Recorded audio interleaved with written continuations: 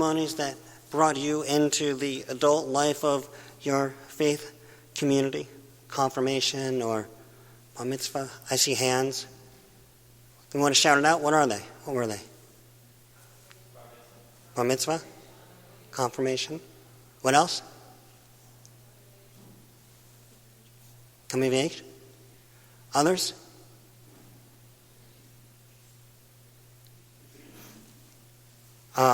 Did the experiences lead you to feel like you are a full member of that congregation? No? No and yes? A little bit of both?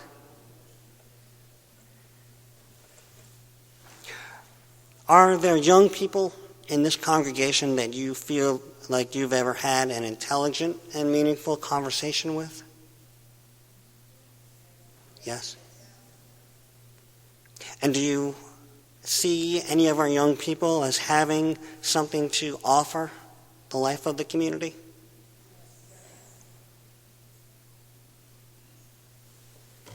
Thank you.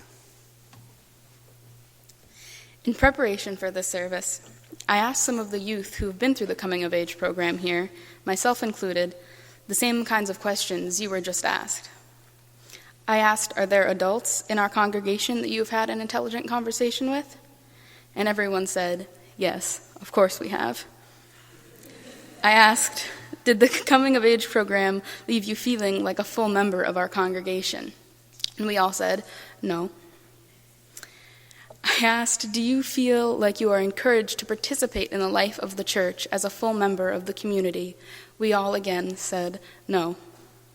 And lastly, do you think youth who choose to participate in the life of the congregation would be competent to vote on matters of significance to the congregation? And everyone said, yes, most definitely.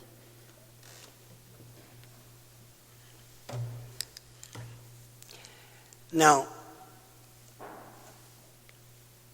the Coming of Age program is not actually designed to bring young people into the adult life of the congregation, which was a surprise to me. You see, as I said, coming from a different religion, I had an idea conceptually of what the beliefs in the Unitarian Universalist Church were all about, but not sociologically, not the steps that we take to join together and be in community together. So I just sort of assumed that a coming of age program, like other parts of our culture, where we have stories, we have books, we have movies, we have other religious faith communities that are all focused on a coming of age sort of process where somebody may not feel fully ready to participate, but they're invited in. And they're given the opportunity to find ways to connect. And so that was sort of my assumption. But the Coming of Age program is actually about helping young people find their own self, their sense of faith, their ability to talk about what it is that they believe. And so instead of helping young people become a part of the adult portion of our community, we're really helping them to become the individuals that they are, which is important. The only problem is it sort of drops them out, as Caleigh indicated, into sort of this no man's land between coming of age and bridging ceremonies. A lot of congregations have bridging ceremonies that happen when youth are turning 18 and they're graduating high school, heading to first jobs or college, and it's the socially accepted sort of time to become an adult, so we sort of flip that switch. Unfortunately, I think that we've given our youth mixed messages. We tell them, which I think is true, that they're valuable, that they're important, that what they believe is important, that them becoming their own person is important. I think we value them so much that we would never, ever think to tell them what they have to do. Unfortunately, I think the message that they get is, so who cares? Do what you want. You can stay here, you can identify as more of a Christian and join a Christian church, maybe you'd like to convert to Judaism, it's up to you. Which again may be true, but I think we would like to give them the opportunity to feel more a part of our adult community. I was lucky enough to attend a conference last summer that's an annual conference called the Positive Youth Development Institute. And there we learned about brain research that and social research that indicates that instead of youth rebelling against the adult world, what youth really want, and maybe this is a generational change, but what youth really want is to be seen by the adult world, to be heard, and to be understood. And as I sat and listened to youth who are working in community with adults, I listened to adults and listened to model programs talking about how they bring youth and adults together, I thought, my God, this is so powerful and so profound. And yet back at church where we talk about how important people are, we're not working at bringing our youth together. We would never tell our youth what to do. But I think that it's important to encourage them to be in relationship with us. And the youth will likely not tell their parents that they seek that sort of connection. But I think that they may very well tell other adults. Is that true for you, Caleigh? I think that's pretty much true for me and a lot of other youth. I may not want to rebel against my parents, but I do speak differently to other adults in my life.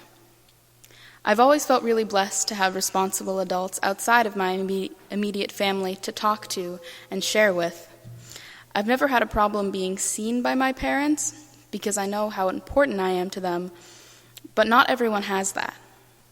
Some of us get this at home. When youth are being heard and seen and appreciated, they can thrive.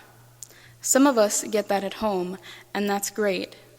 But what better place to help a young person grow than a place that can grow and benefit along with the people it's helping to raise?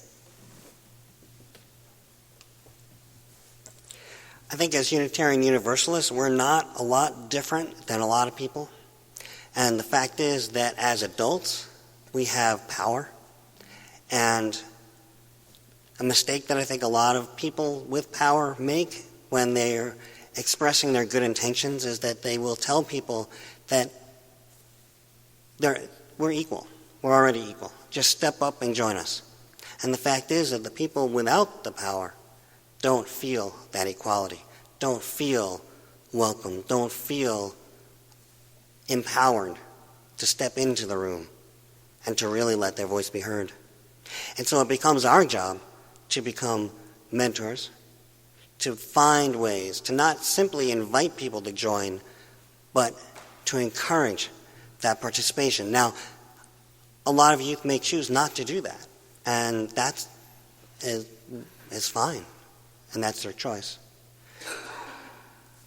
But I think that moving from the message that we don't really care where they're at versus encouragement to participate is a goal that we can share. The fact is, we don't know how to welcome them in oftentimes. And I think that encourages us to, or I should say discourages us from encouraging them. We feel like as the adults we need to have the answers. As the people who've had the answers for so long, I think the youth expect us to have the answers. And so what happens is that there's sort of a stalemate, and we don't move forward.